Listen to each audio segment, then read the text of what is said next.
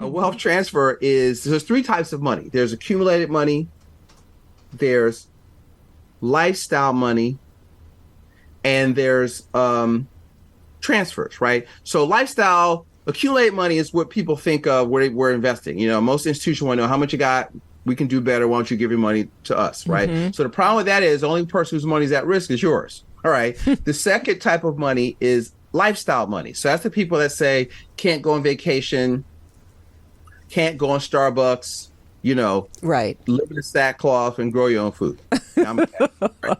So the third type of money is transfer. So the transfer, so this is where I live, right? A transfer is helping people identify money that they're losing unknowingly and unnecessarily. So if it's unknown, if you find out, that means you can stop it, right? And so there's like 15 or 20, but I'm gonna give you the 5, right? So in addition to wealth, cash flow management, there's how you pay your mortgages, okay? Taxes, how you fund qualified plans, how you pay for educational expenses, and how people pay for what we call major capital purchases.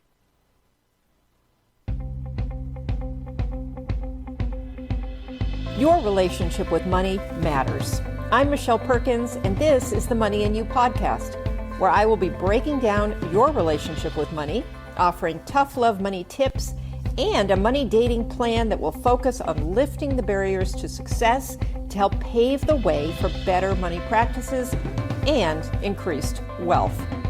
It's time to take control to live a limit-free life. It starts today. Hello, and welcome to the Limit Free Life show. The Money and You show. I still get confused with the show I did 2 years ago. So, Money and You show with me, Michelle Perkins, your host, broadcasting here from ubngo.com in Burbank, California. Very happy to have a fabulous guest with us today. And you're going to learn a lot. You're going to learn how to tell your money where to go.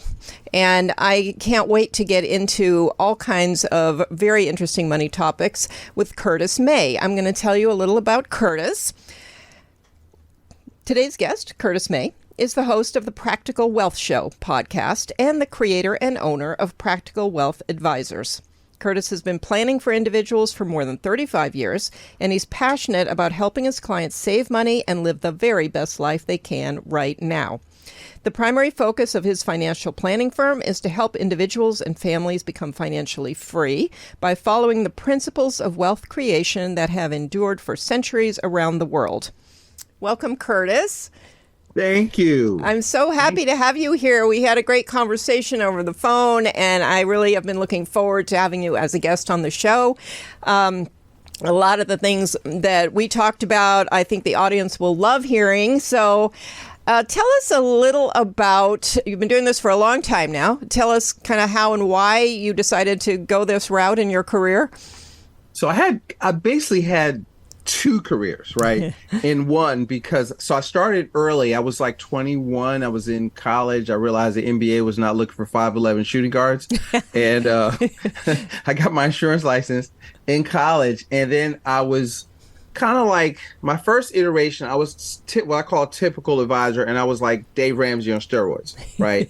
And buy term investor difference, buy and hold, dollar cost average. What we in our process is affectionately call the accumulation theory, right? And then, so I did that. And then around 1990, 2000, I had an epiphany. I read a little purple book called Rich Dad, Poor Dad. And I'm like, what's he's talking about and what I'm doing are different. So now I'm confused for a bunch of, and then 9/11 happened. And so I kind of lost my religion with equities as the end all be all of everything with the stock market. So I had to kind of figure it out. But now part 2, for probably the last 12, 13 years, I've been teaching, I don't even know what to call it. We call it now the principles-based planning. If what you might have heard, some of your audience may have heard of infinite banking, and I've kind of married a principles-based approach to a strategy called IBC, and so now we've come up with the framework of principles drive strategy, and strategy drives tactics. Tactics are products that you may buy, but it's not about the products. It's really about how you think. And it took me a minute to come to that. So long story short, that's my story. I'm sticking to it. I love that. And I really, I enjoy hearing that people had kind of a change of heart and we're doing something. We have a lot of guests on who were doing something. And you started, and it was kind of the way they had been taught to do things, and then had a bit of an epiphany and changed it up. And I really feel like that shows your passion for this work, because you could just keep making money doing, what you were doing, but you saw the light kind of, and you figured you could help people in better ways. Yeah, I always try to challenge my convictions, right? So you don't want to get stuck in one thing. And, what's the best thing for our clients? So am I doing the right thing? So I constantly question that. And, so I can make sure, because how you judge success. See, some people judge success by the revenue or assets under management. And how I judge success is, or we've learned to, is, are my clients winning? Are my clients becoming financially independent? That's the goal. Are they becoming more economically? So the transformation I try to help people make, I was playing with this. What do I actually do? My goal is to help them go from financial dependence to financial independence. Yeah. Okay. Yeah. Or what I call economic, I got this from Dan Sullivan, economic childhood to economic adulthood. Right. Love so that. Childhood, you're dependent on bureaucracies, on jobs, on prepackaged investments. Whereas an economic adult, you're more entrepreneurial. You don't have to be an entrepreneur, but you need to be an entrepreneurial thinker in terms of take control of your life, take control of where you deploy your capital. I don't even want to say investing. I want to say, where do you deploy your capital? Because an investing is a plan. And investing is, and I'll come off this rant, investing is becoming something. It's not about buying something. Everybody wants you to tell them what to do, but they don't want to become. They don't want to, because they always want to be able to blame somebody else if it doesn't work out. And so economic adult doesn't do that, because you've done enough research, because invest is short for, one of the words it's short for is to investigate, right? To cover fully. And one of the things when people say, well, what should I invest in? Because I don't give investment advice. I tell people, look, I'm the defensive coordinator. I'm here to make sure you don't lose money, right? You need to go to your coach, your whoever, to show you how to, that's offense. And I've decided I don't want to, defense wins championships, right? So I want you to me, not losing is winning. And what we focus on, Michelle, is efficiency. See, if you want to create maximum wealth, you have to create maximum efficiency first. So stop giving money away. And that's kind of what I've learned, to take the opposite tact that everybody else is doing. Everybody's chasing down investments. I want to show you how to invest in your number one asset, which is in between your two ears. Yeah. Save up money so that when you see something that you like, you have the money to do it. Yeah. And it generates cash flow, right? Because you can't eat equity. People focus on net worth. You can't eat equity, right? So I want you to, what allows you to go to the beach and stay at the beach is cash flow, right? Yeah, I definitely want to talk more about cash flow. I want to talk more about infinite banking. I'd like to talk about that cat I see back there. I know. I'm like, no. You didn't have to do that. I was enjoying the cat. Anyway, yeah, there's a lot to unpack there. I know. I like the language that's been shifting in the world of finance. I've been around a while, and it used to be all about just building for retirement. That was all anybody talked about, save for retirement, get ready for retirement. Everything was about retirement. And I love what you're talking about, which is much more aligned with, my mission, which is independence. I mean, retire, don't retire, just to have the wherewithal and the independence to be able to make your own choices, whatever is right for you. Because retirement is an age, right? Yeah, and the definition of retirement is to withdraw or to put out of use. So I ask people, is that what you want? Do you want to be put out of use? And but financial freedom is a capability. right? And so it doesn't matter if you do it right, you could be financially free in 3, 5, 10 years or less, right? If you maintain the right focus, which is generating passive income greater than your expenses. So once you decide what you want to be when you grow up, financially, that literally dictates what you put your money into. Because so we've been trained to invest by the institutions for capital gains. You're in it for the long haul, buy and hold, what we call, dollar cost average, get out of debt, pay your mortgage off early. All that's the accumulation theory, and that's been designed by the financial institutions, right? But that's not what they do, is it? Okay.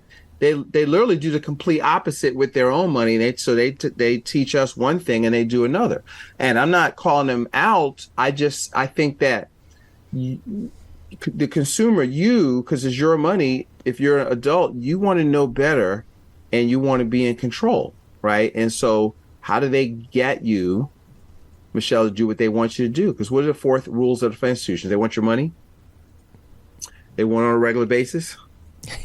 They want to keep it as long as possible. And when do they want to give it back? As slow as possible, if ever, right? But you want to become financially free, but their advice is not designed to generate cash flow for you. It's designed to generate fees for them. So now, if you don't want control of that, that's all right. That's your choice. But I think that my philosophy is that I want to let you know that there are alternatives to the status quo. And then whether you want to walk through that door or not, that's up to you, but I don't want you to not know. So that's kind of how we approach it. Yeah, and that's also a huge thing, is the world doesn't know what their options are. And so it's very hard to go outside the norm, because that's something at least we know. There's some proof that it works, and, but... So I would argue there's no proof that it works. Okay.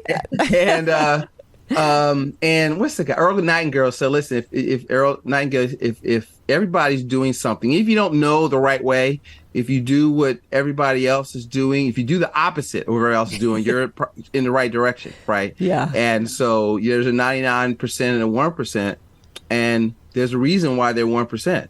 And it's not that there's anything wrong going on. It's just that they know stuff that's not actually uncommon knowledge, but it takes a little bit of work, a little bit of education, a little bit of discipline. And that's kind of what I found out. And it honestly pissed me off. So I'm kind of like the Pied Piper for, hey, take control of your money. Hey, read a book. Hey, read 10, 12 pages a day, get control of your money. And that's all I really try to do, is to empower people to think. I don't want to tell you what to think. You're grown. I always tell people, it's your money. I'm the guide, right? I'm just letting you know, hey, and read a book, right? So if you read, starting with like the Rich Dad Poor Dad, but if you read The Millionaire Next Door, he'll ask, well, how many of you, I had it written down somewhere, but how many of them give credit for their stockbroker or their wealth manager for them being a millionaire? It's like 11%. Like they got it because they had a business. Most of them were in business.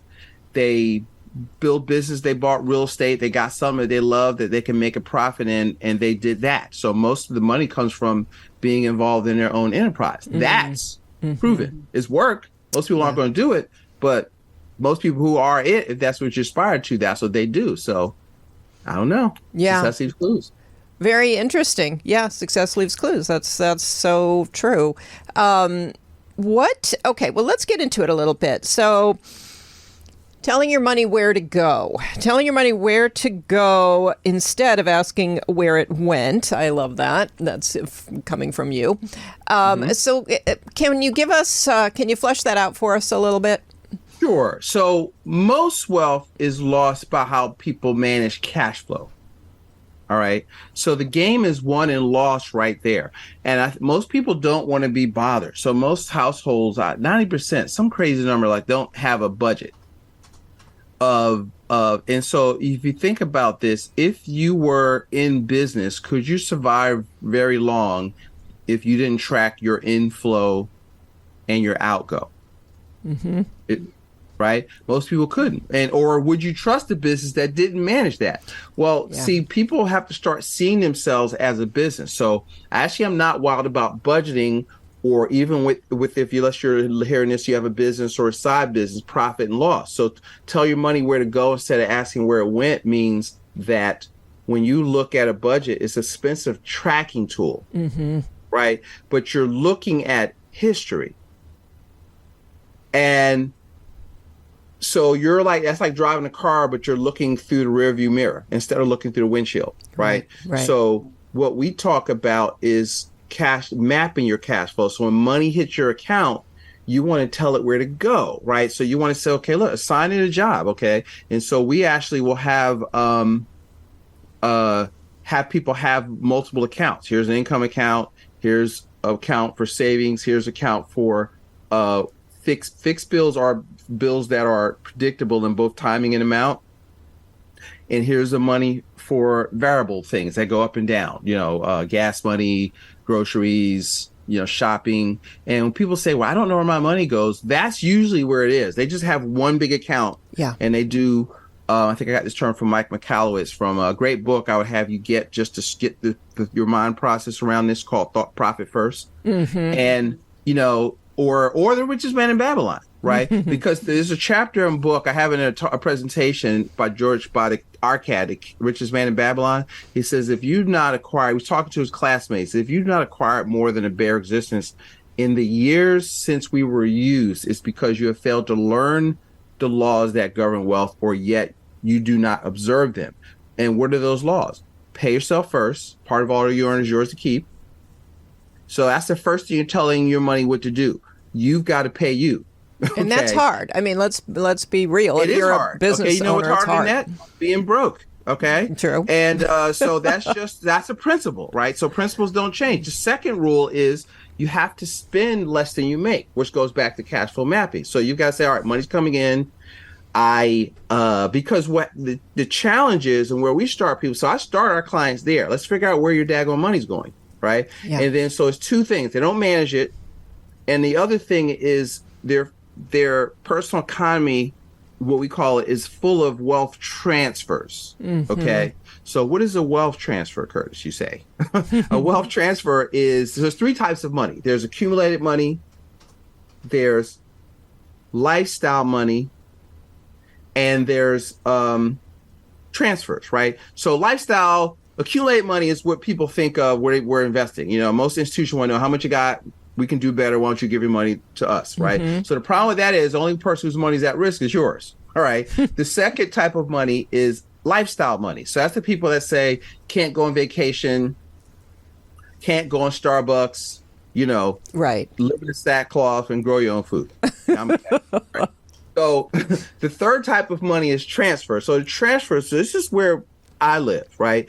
A transfer is helping people identify money that they're losing unknowingly and unnecessarily. So if it's unknown, if you find out, that means you can stop it, right? And so there's like 15 or 20, but I'm gonna give you the 5, right? So in addition to wealth, cash flow management, there's how you pay your mortgages, okay?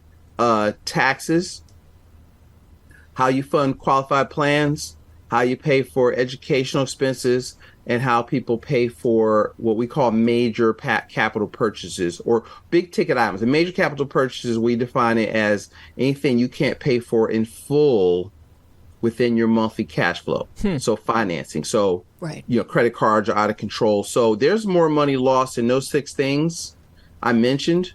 Paying extra on your mortgage in this environment is a not the most efficient thing to do with your money. The taxes, your number one wealth transfer. And so a lot of things like funding qualified plans actually just delay taxes. They don't really save money in taxes. We're taught to put money in single use tools like a 529 or whatever, where it's locked up for 18, 20 years and you can't do anything else with it. So you've got money in little compartments that you can't use. I don't like single use products or anything. So I don't like single use anything. And then financing, which is what we'll get back to this later, but that's what kind of infinite banking thing is. 35 cents of every dollar leaves most people's houses in the form of debt to others, right?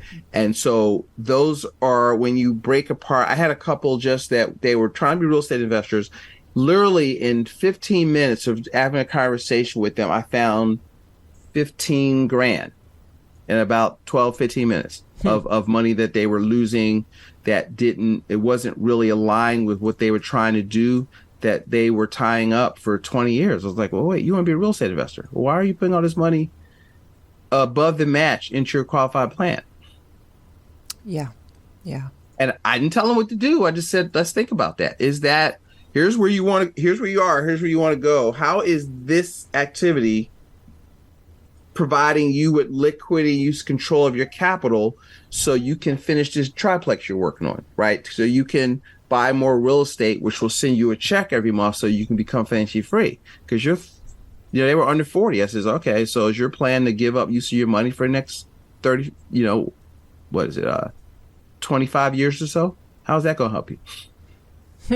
Very interesting. You just have to look at, you have to take a step back and look at what you're doing and say, okay, is this helping me get from point A to point B? But so that's part of the cash flow map. You got to know, where is A, which is why we do the map. Where's your money going?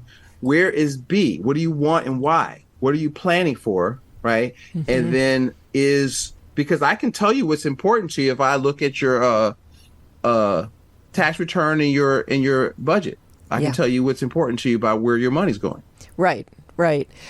Yeah, that's very interesting. And I think it's hard for people, I think, to figure out where B should be, or where, that's something we figure out what career we want. We figure out a lot of things and we build strategy around it.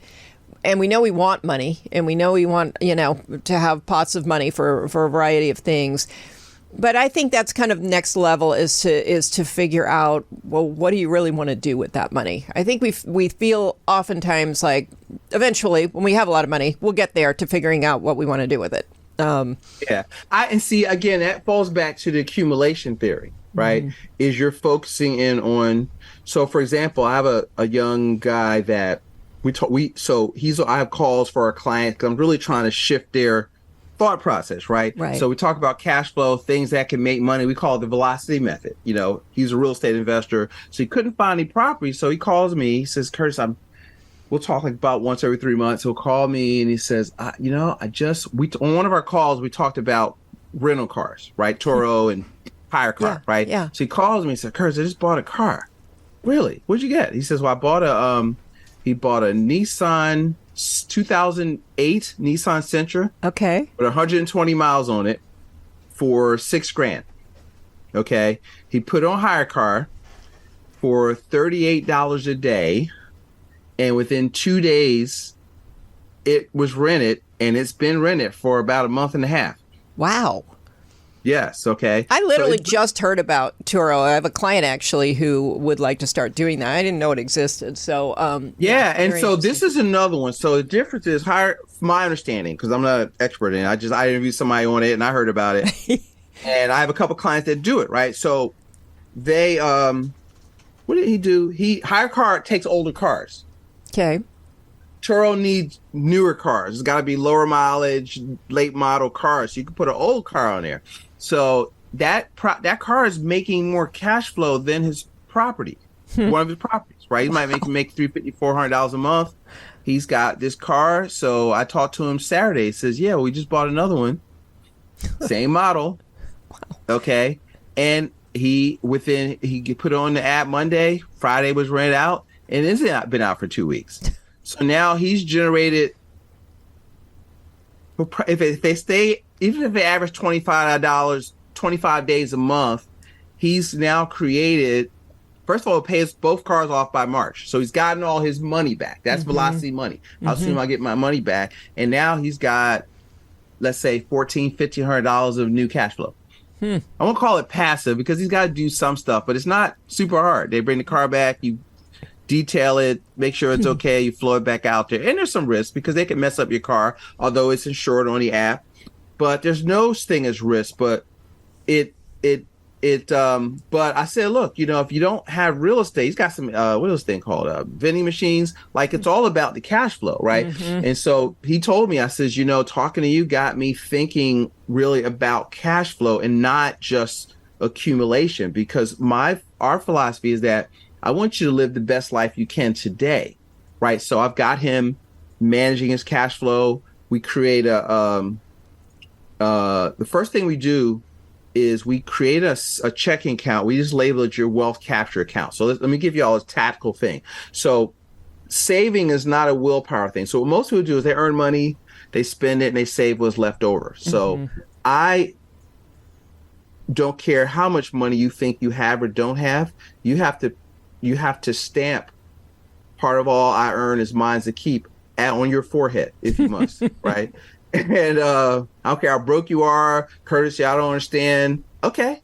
Be broke. You happy broke, I'm happy for you. All right. So you got to work it out because you have to pay attention. I guarantee you it's there. It doesn't have to be because we teach 10 or 15%. I don't care if it's 5. You've got to pay yourself first. Okay. Just because you got to exercise your pay yourself first muscle. Right. Yeah. So now when we tell it where to go, first thing we're going to do is we're going to take a percentage of your income and we're just going to shift it to your wealth. We call it a wealth capture account. And what you're going to do is if you have a job, you're going to go to HR and you're going, just like you fund your 401k, you're going to fund a checking account. Now I say check because it's not going to stay there, but I'm trying to prove to you that you can pay yourself first. But it's got to be automatic. It's got to be systematic. And guess what? You'll figure out how to adjust and make do with the rest of the money without having to go into it. I've done it too many times for people. Yeah, that is so important. I mean, the strategy is so important. The mindset around all of this is so important because for people who don't believe they can do these things for whatever reason, I mean, everything you're saying is I'll show you how to do it. I mean, if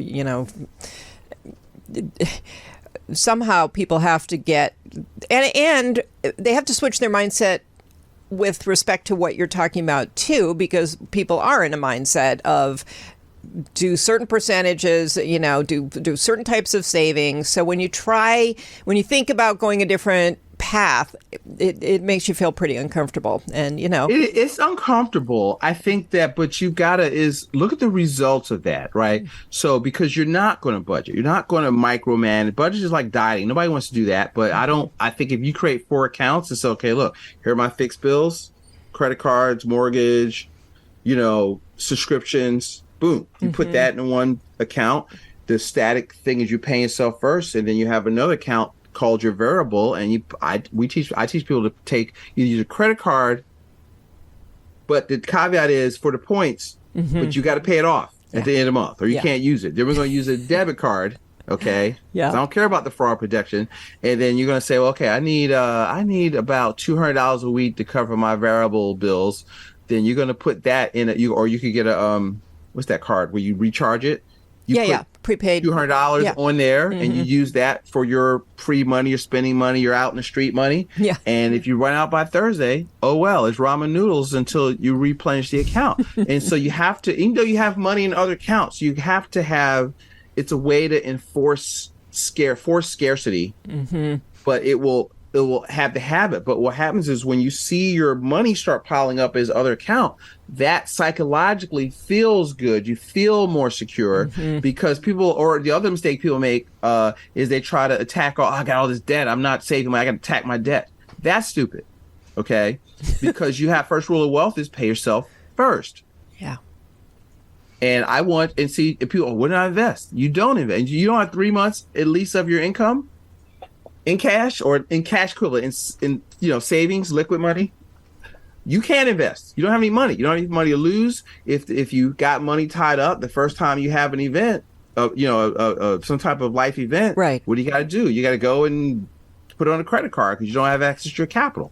Yeah, I want to just stop you for a second because we talked about this when we spoke before, and I think this is so important and kind of overlooked is the importance of this sequence. Like, everybody wants to know, well, I have debt, I know I should be saving, what should I do? And I frankly think if you should try to do a little of both. But I love what you're saying because so many people are in a position where they have no emergency fund. They really haven't started, doing a good job of investing or saving. They have debt. They have all kinds of things. And yet they're like, I'm going to buy a property.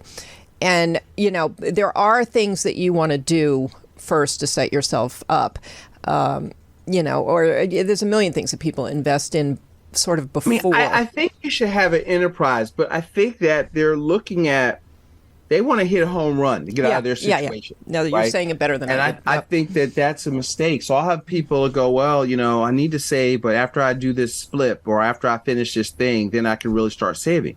But if you're working, the first thing you have to figure out is why, you're making 50 grand a year, you're making 100 grand a year, why you are not saving $8, $10, $15,000 of your income already, right? Because that means you're not managing cash flow. So if you get new money, guess what? The savings is a symptom, right? You have the disease is you don't manage cash flow and you haven't created a system to allow you to save money. So if you get more money, you're going to spend it. Mm-hmm. Right. Mm-hmm. That's in the book Becoming Your Own Banker, Nelson Nash calls it Parkinson's Law, which means which says that expenses rise to meet income. So you have to, he calls it with Parkinson's Law to be successful. Like if you can't spend less than you make and pay yourself first, or pay yourself first, spend less than you make, that's the first two principles. You can't do that. Nothing. No, you can't win.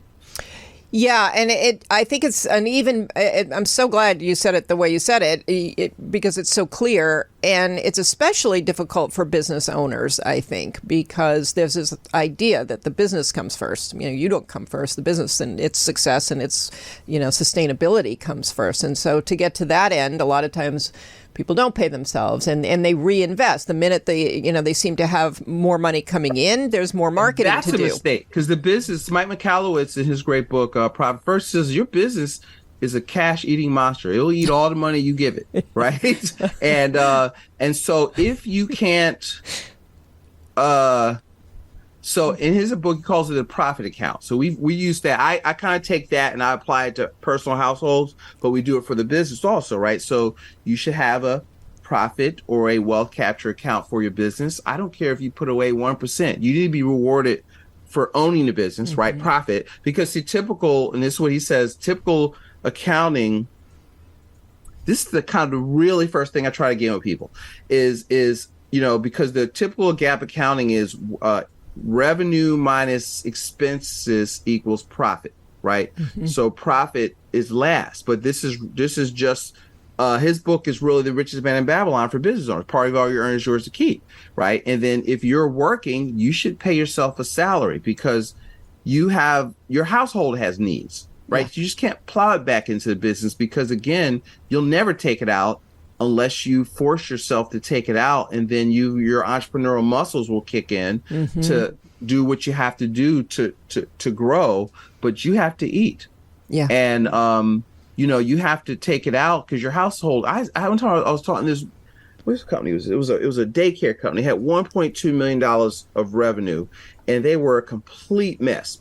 Bad credit, late bills because they just had it all commingled and never paid themselves unless they just reach to the cookie jar and take out some money when they need it, but otherwise they leave it in the business. Now I did the same thing. I mean, my family, I grew up in business, so we had a brick and mortar. We were in a tavern business. We had a supermarket, but by the time I was in my mid to late 20s, early 30s, my father got sick. So I was running that business and this business. Wow. And I Profit First was a life changer because, I learned to set aside money for profits. I learned to run payroll as a percentage of my income. I learned to set aside money for estimated taxes.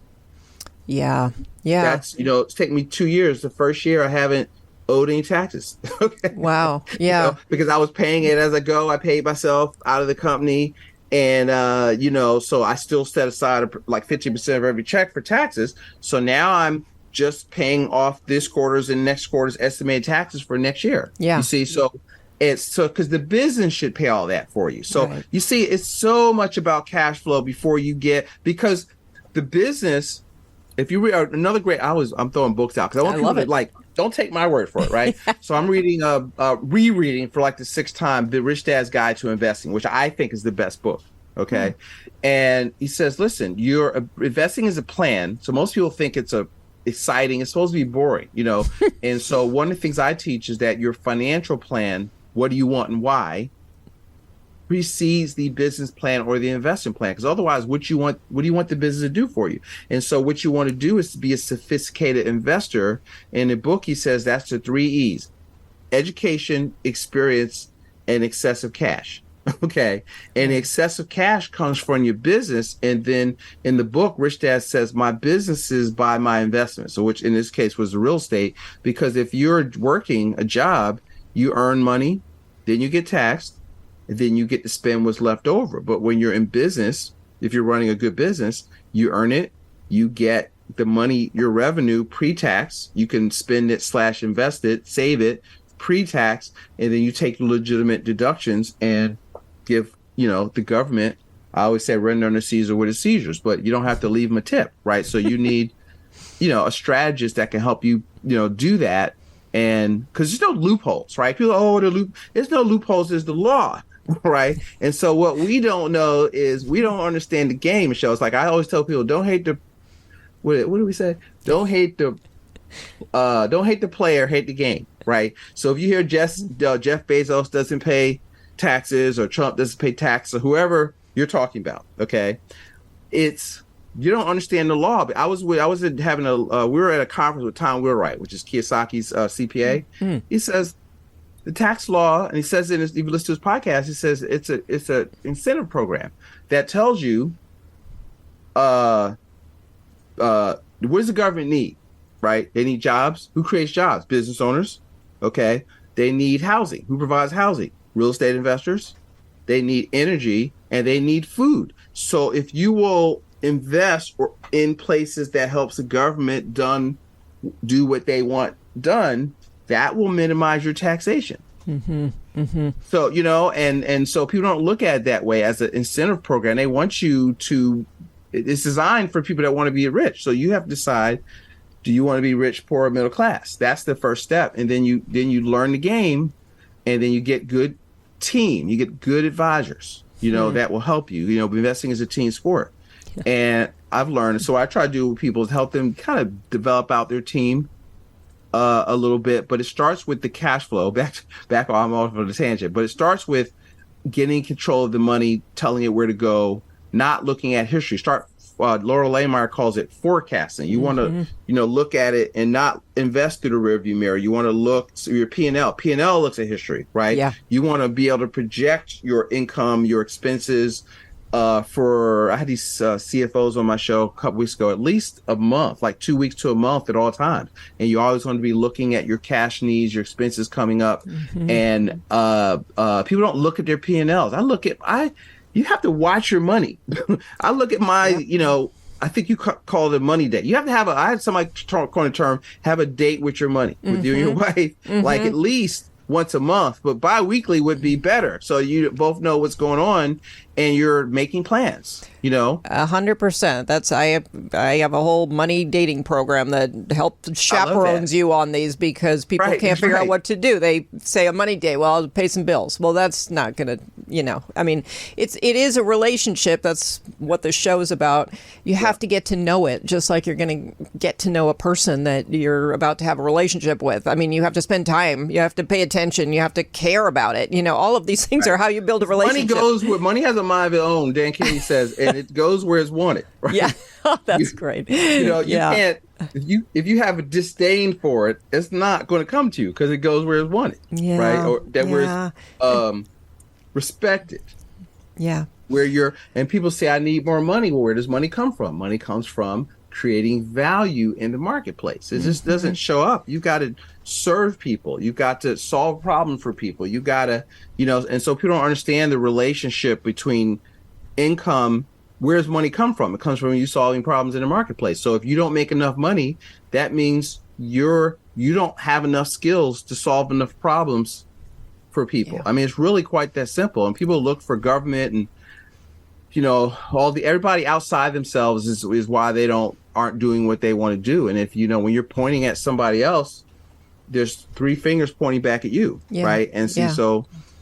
No, I completely agree. But, that's what I mean by economic adulthood. Yeah, it's true. But we don't, just my sense of compassion for people is leaning me to say we do a terrible job of helping educate people in any of this. And so they start out at a complete disadvantage. It's not their fault. They've never been taught this. So I'm not saying, it's not out there. I mean, I had finance course in college, like my junior year, and it's only because I was a business major. And one time I gave a talk at Penn to these this sorority, it's like sophomores, juniors, and I was like, how many of y'all, have had a finance class? There's only none of them. Like the one or two of them knew. This is a class of 30, 19, 20-year-old young women. Not a clue. And they expected to come out making at least 80 grand a year out the gate, right? And I says, okay, well, then I showed them. I had this little exercise called Wealth and Potential Calculator. I said, okay, so if you make your 19, so let's say you made just for the next 10 years, you made $80,000 a year. You're going to earn $800,000. Guess how much you're not going to have in your account? And then I broke down. So, okay, let's take, 25, 30% out for taxes. Then you got debt. Then you got lifestyle. And out of that 800,000, it had it was something crazy, like 88,000 left, if that much, and they were shocked. I said, yeah, so you have to pay attention and because I said, look, if I gave you 800,000 ATM machine in your house where you had your next year's 10 years of income, but when it was over, if you spent it in 5 years, you were not going to ever get any other money. How would you treat that money? Oh, I'd watch it. I'd manage my cash flow. They had all these answers. I said, well, what's the difference? That's the same thing. You're just going to get it biweekly. Yeah. Well, and thank you for that. That is perfect. There's so much to talk about. You're so entertaining to talk about money with that I'm really sad because we're about to run out of time and there's so much we haven't talked about. So I might be knocking on your door to see if you'll come back. But I just want to pivot for a minute to the kind of private banking idea, because we mentioned in the beginning, and I don't think people, at least listening to this show, necessarily have heard a lot about that. So if you could just enlighten us for a minute. Sure. So private or privatized banking, infinite banking, it's a concept, right? And so in my framework, here's how we teach it. Principles, right, which there are 5, save, protect, legacy, liquidity, and velocity. Principles drive strategy. So infinite banking is a strategy. So it's a way of money management. And so the problem is 35 cents of every dollar leaves our households in the form of debt to others. And so one of the things where the Nelson Nash, who founded the concept, we use properly structured. I'm going to say a couple of very important things because so many people out there bastardizing the system. We use properly structured dividend paying whole life insurance with a mutual company. Okay. So that's the tactic. The product is last. Okay. So getting whole life is not infinite banking. So it's got to be structured properly. It's really a system of money management. So like if I don't get them saving money, paying themselves first and managing their cash flow, I won't let them do infinite banking. Okay. Because you're going to mess it up. Because see, it's a saving strategy. I'm just giving you a superior place to store your liquidity. That's all it is. Not a magic money box, right? It's where do you store your cash? And so we earn it. So here's the framework. I call it the Money for Life framework. Earn it, earn money, bank it, allow it to that, which means save it somewhere that lets you be the bank. What is banking? Just creating a pool of money that you control that can move at cost to meet some needs you have. Borrow it, meaning what you're going to do is you're going to collateralize your savings. It's called cash value in a whole life policy. Spend it, repay it. Now, what do you spend it on? Big ticket items, or the young guy I told about that bought the car, he borrowed $8,000 against the policy and he found a car for $6,000. So now the cash flow is paying back the policy loan, right? And see, but here's the power of it. It's your money is because you're not taking it out the policy, you're collateralizing it. So you're borrowing the insurance company's money. So your money is growing uninterrupted, right? Compound interest works best over time, uninterrupted. So it's still growing, yet you can access it to do other stuff. Whether it's a big ticket item, I've used it to pay estimated taxes, but I don't want to just write a check and then my money's gone forever. So it helps you deal with recapturing opportunity costs. I mean, there's so much stuff with it. And so you just bank it, borrow it, spend it, repay it, right? and then you just wash, rinse, and repeat. And so most of my clients are real estate investors. So we put that. So when they do a cash out or I have them save, they have a job, you got to save 15, 20% of that. If you're saving 15, we may put, 8, 10, 12 of that. We look at your cash flow into a policy, right? Properly structured. So it has early cash value. And then we build that up on to make sure they have the habit, and then we'll use it. Sometimes we've used it to, pay off their credit card debt and recapture the money. I mean, it's like a financial Swiss Army knife. So, but that's the framework of earn money, bank it, borrow it, spend it, repay it. And then what's the problem that this family's having? And then we'll figure out how to apply the money that you're saving. Or if you have money in a lump sum, we can show you how to get it up there and then just not give money away. You know what I mean? You want to be able to have your money work double duty, right? So you can, because it's sitting there, because if you have money in the bank and you take it out, the money's gone, right? So now you got to go back to work, pay more taxes, and fill back up what I call your bucket, your tank.